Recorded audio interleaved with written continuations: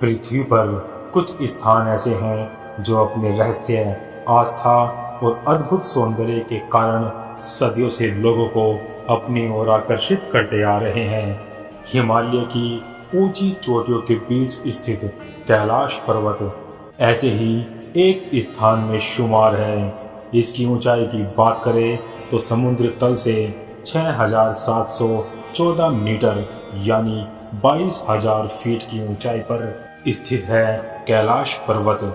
कैलाश पर्वत या कैलाश मानसरोवर एक ऐतिहासिक पर्वत है जिसे आज भारतीय लोग शिव शक्ति का निवास स्थान मानते हैं। वहीं नासा जैसी वैज्ञानिक संस्था के लिए कैलाश पर्वत एक रहस्यमय जगह है। इसके बारे में नासा के साथ साथ कई रूसी वैज्ञानिकों ने वैज्ञानिक बिंदुओं पर अपनी रिपोर्ट दी है। उनके अनुसार कैलाश पर असलियत में कई चमत्कारिक शक्तियां हैं। कैलाश पर्वत के आसपास का क्षेत्र दुर्लभ वनस्पतियों और जीवों का घर है। यहाँ कुछ दुर्लभ जड़ी बूटियां, औषधियां, पौधे पाए जाते हैं। साथ ही यहाँ हिमालय भेड़, हिम तेंदुए और हिमालय गिद्ध जैसी दुर्लभ प्रजातियां भी पाई जाती है। कैलाश पर्वत की परिक्रमा, जिसे कैलाश मानसरोवर यात्रा के रूप में जाना जाता है, बेहद कठिन मानी जाती है। यह यात्रा लगभग 65 किलोमीटर लंबी है और इसमें 5,600 मीटर से अधिक की ऊंचाई पार करनी पड़ती है। तेज हवा, कम ऑक्सीजन का स्तर और कठिन इलाका इसे एक चुनौतीपूर्ण यात्रा बनाते हैं। कैलाश पर्वत की कठिन भौगोलिक स्थिति के कारण इसकी चोटी पर चढ़ना लगभग असंभव माना जाता है। हालांकि कई धर्मों में इस पर्वत की परिक्रमा करना एक पवित्र अनुष्ठान माना जाता है। हिंदू धर्म में इसे कैलाश मानसरोवर यात्रा के नाम से जाना जाता है, जिसे जीवन में कम से कम एक बार करने का सपना हर श्रद्धालु का होता है। यह परिक्रमा कठिन और चुनौतीपूर्ण है, लेकिन माना जाता है कि इसे पूरा करने से व्यक्ति को मोक्ष की प्राप्ति हो सकती है।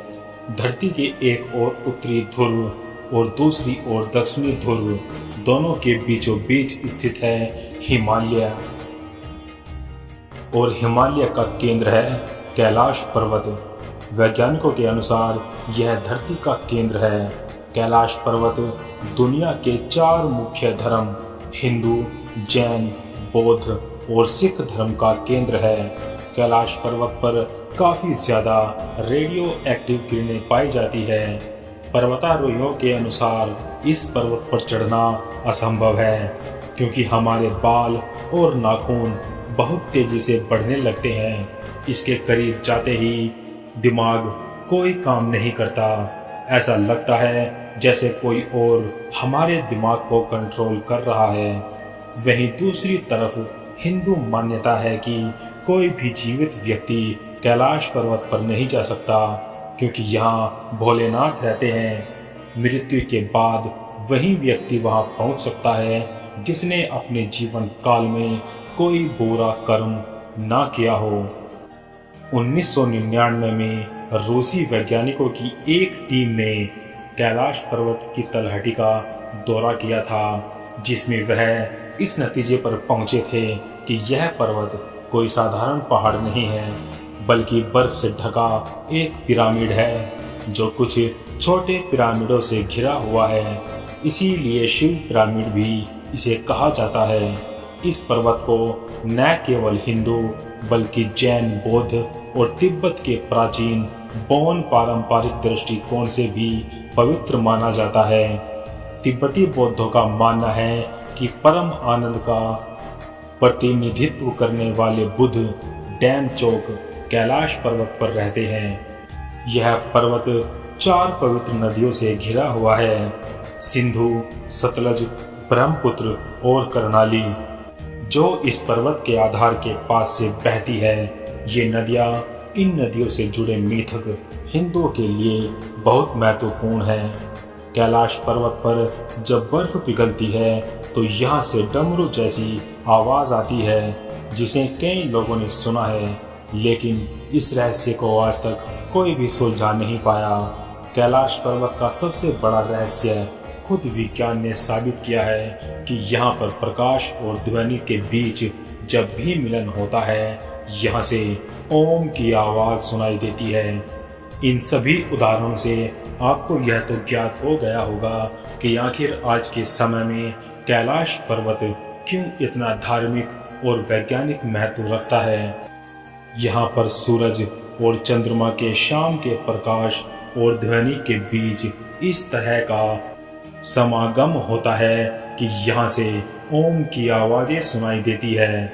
इस जगह पर कई पर्वतारोहियों ने चढ़ने की कोशिश की, पर उन्हें इसमें कामयाबी नहीं मिल पाई।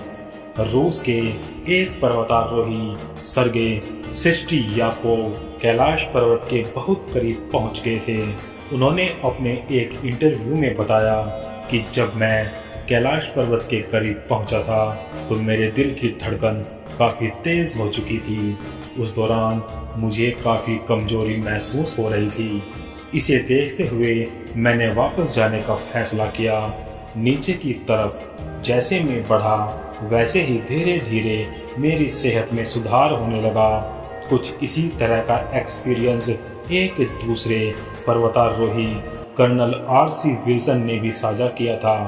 उनके मुताबिक जैसे ही वह कैलाश पर्वत के नज़दीक पहुंचे, अचानक ही तेजी से बर्फबारी होने लगी, जिसने उनका रास्ता रोक दिया और आगे जाने नहीं दिया।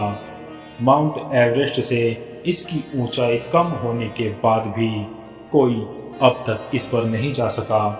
बड़े बड़े पर्वतारोही इस पर चढ़ने से इनकार कर चुके हैं। कई लोग कहते हैं कि इस पहाड़ पर कई सुपर नेचुरल शक्तियाँ रहती है और इस तर्क के आगे वैज्ञानिक भी खामोश रह जाते हैं। इस पर्वत पर चढ़ने के कई प्रयास भी किए गए हैं, मगर अभी तक किसी को भी सफलता नहीं मिल सकी। कई लोग कहते हैं कि मौसम की वजह से यहाँ पर कोई भी पैर नहीं रख पाया। कई लोग ये दावा करते हैं कि यहाँ पर नेविगेशन बहुत मुश्किल है, क्योंकि अक्सर यहाँ दिशा भ्रम हो जाता है। कुछ लोग तो यहाँ तक कह देते हैं कि यहाँ पर स्थित सुपर नेचुरल ताकतें यहाँ की दिशाओं को मोड़ देती है। तिब्बती लोक कथाओं के मुताबिक कैलाश पर्वत पर चढ़ने वाले पहले व्यक्ति 11वीं सदी के बौद्ध भिक्षु योगी मिलारेपा थे। कहा जाता है कि मिलारेपा कैलाश पर्वत पर चढ़ाई करने के बाद जीवित वापस लौटे थे। इसके बाद से अब तक कोई भी व्यक्ति कैलाश पर्वत की चोटी पर नहीं पहुंच पाया है। रूस के मुलादाशेव ने कहा था कि कैलाश पर्वत कोई प्राकृतिक ढांचा नहीं है, बल्कि एक पिरामिड है जो सुपर नेचुरल ताकतों की वजह से बना है। उनका कहना था कि कैलाश पर्वत 100 रहस्यमय पिरामिडों से मिलकर बना है। कुछ लोग इस थ्योरी को सच मानते हैं, क्योंकि इस तरह का ढांचा दुनिया में कहीं भी नहीं है।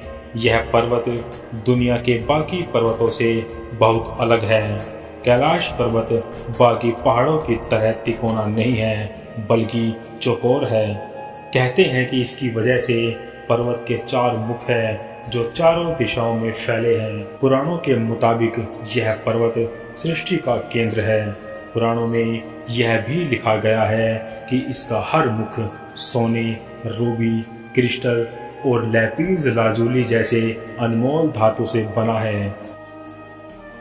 आज की हमारी इस वीडियो में इतना ही।